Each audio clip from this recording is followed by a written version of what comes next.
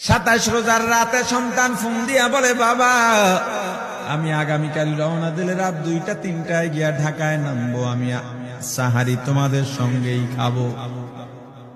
মা বসে আছে, মায়ের সন্তানের বাবাও বসে আছে, সন্তান আসবে। রাত্র 2টা-3টা হয়ে গেছে, সাহারির সময় হয়ে গেছে, সন্তানের খবর নাই। শেষ টাইমে মা বাবা সাহারি খেয়ে ফজরের নামাজ পড়ে দরজার মধ্যে অপেক্ষা করতেছে, সন্তানের খবর নাই। 8টা, 9টা, 10টা বেজে গেছে, মায়ের মনটার ভালো লাগে না। স্বামীকে ডেকে বলে, স্বামীরে আমার সন্তান কই, আমার মনটা ভালো লাগে না, একটা ফোন লাগাও।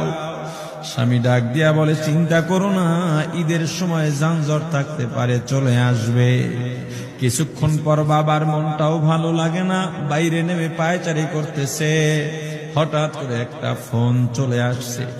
সন্তানের ফোন দেখে বাবার সে কি আনন্দ। ফোন রিসিভ করে যখনই সালাম দিল, অপর প্রান্ত থেকে সালামের উত্তরে সন্তানের কণ্ঠ পাওয়া যায় না। বাবা ডেকে বললেন, বাবা তুমি কে? এটা তো আমার সন্তানের কণ্ঠ নয়, তবে মোবাইলটা আমার সন্তানের। ওপার থেকে ডাক দেয়া বলে, আপনি কি এই লোকেই মোবাইলওয়ালার বাবা? বলে, হ্যাঁ। আপনি এখনো বাড়িতে কি করেন? আপনার যেই সন্তান ঢাকা থেকে গাড়ি নিয়া 2500-এর দিকে রওনা দিয়েছিল, ওই গাড়িটা 2500 পৌঁছতে পারে নাই। পথিমধ্যে সংঘর্ষে রাস্তার মধ্যেই অনেকগুলো মানুষ মারা গেছে, অনেক যুবকও তার মধ্যে আছে। রাস্তার পাশে সাদা কাপড় দিয়া ঢাকা। দেখেন আপনার সন্তান এই লাশের মধ্যে আছে কিনা। মোবাইলটা আমি রাস্তার পাশে পড়ে পাইলাম। বাবা পাগলের মতো একটা দৌড় দিছে। মা মনে করছে সন্তান বুঝি কাছাকাছি চলে আসছে। অন্যান্য সন্তানদের ডাক দেয়া বলে, তোরা কে, কোথায়, এদিকে আয়, তোদের ভাই বুঝি কাছাকাছি আসছে। আমার কলিজার টুকরা সন্তান, তোর বাবা যে আগায় আনতে গেছে, তাড়াতাড়ি নতুন চাদর বিছা, বালিশের কভার গুলো খুলে নতুন কভার লাগা, পানি গরম বসা, আমার সন্তান এসে গোসল করবে। আহারে সবাই ফুলের মেলা, ফুলের তোড়া নিয়ে অপেক্ষা করতেছে। 4টা বছর কলিজার টুকরা বাড়িতে নাই, বিদেশ থেকে আসবে। বাবা স্পটে গিয়া দেখেন অনেকগুলো লাশ সাদা কাপড় দিয়া ঢাকা। একটা একটা মাথার উপর থেকে কাপড় উঠান আর কৌতূহল বাড়তেছে, কাপড় উঠান আর কৌতূহল বাড়ে।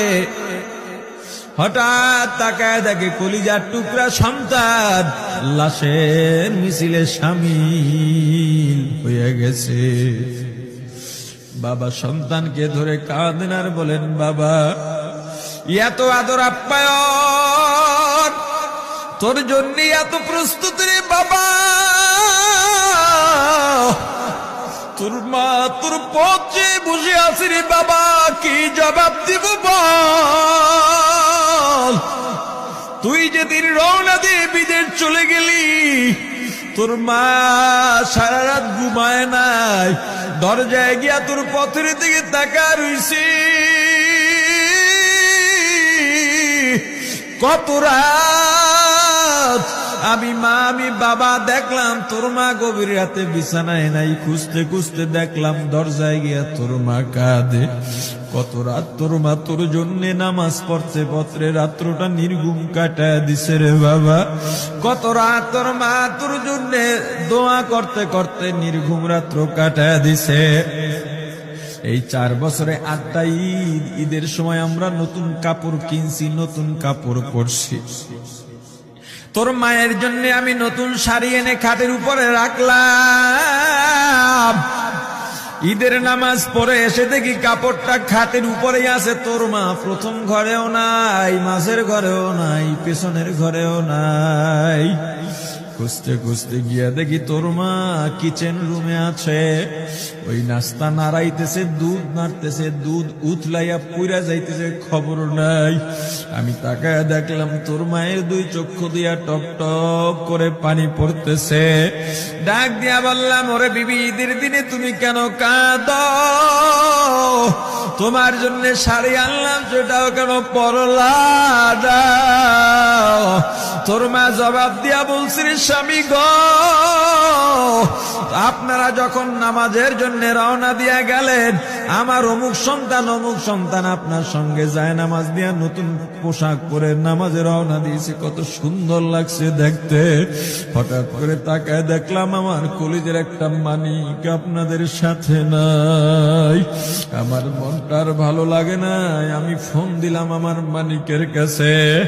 ফোন রিসিভ করে বলে, মা নাস্তা বানাইছি, খাইছি, এখনো ছুটিতে আছি, আনন্দ করতেছি, ঘোরাফেরা করতেছি, কিন্তু আমি মায়ের মন। আমি বললাম, বাবা তুই আমাকে পেটে ধরিস নাই, আমি তোকে পেটে ধরছি। আমাকে খুশি রাখার জন্য কত কথাই না বললি।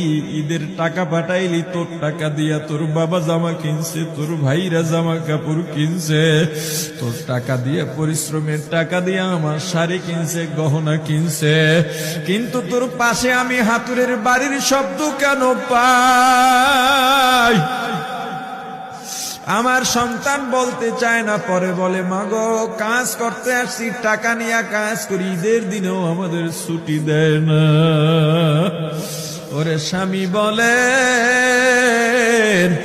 ঈদের দিনেও যেই সন্তান কাজ করে, এই শ্রমের টাকার শাড়ি আমি মা কেমনে পরব রে?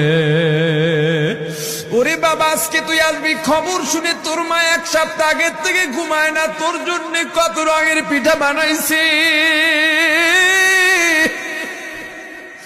তোর জন্য কত আয়োজন, আমি তোর মাকে কি বলবো বাবা বল। বাবা সন্তানের লাশ অ্যাম্বুলেন্সে উঠে বাড়ির দিকে রওনা দিছে। আহারে বাড়ির কাছাকাছি আসছে, এদিকে মা দরজায় গিয়ে অপেক্ষা করতেছে, গাছের আড়াল দিয়া পথের দিকে তাকায় আছেন। দেখেন একটা গাড়ি আসতেছে, মায়ের সে কি আনন্দ, বাড়ির মধ্যে দৌড় দিছে, তোরা কই তাড়াতাড়ি আয়, ফুলের মালাগুলা নিয়ে আয়, গাড়ি এসে পড়ছে। বাড়ির দরজা দিয়ে যখন অ্যাম্বুলেন্সের হরেন দিয়া ঢুকতেছে, হুইসেল দিয়া ঢুকতেছে, মা একটা চিৎকার দিছে, ওরে এই মরণ গাড়ি আবার বাড়ি কেন, কার কপাল পুরুষে?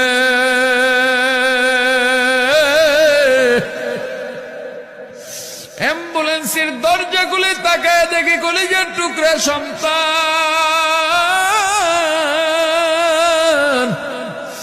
এমন ঘুমাইছে, আর জীবনেও উঠবে না। মা কাঁদেন আর বলেন, ওরে বাবা এটা তোর বিছানা নয়, নতুন চাদর বিছাইছি।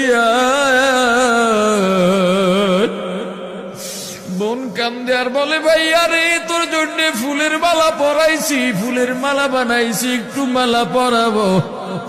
মা ডেকে বলেন, রে সন্তান, 4টা বছর আমি তোর মা ডাক শোনার জন্য অপেক্ষা করছি, তোর জন্য গরম পানি করছিলাম, গোসল করবি, সেই গরম পানি যে তোর জীবনের শেষ গোসল হবে বুঝি নাই।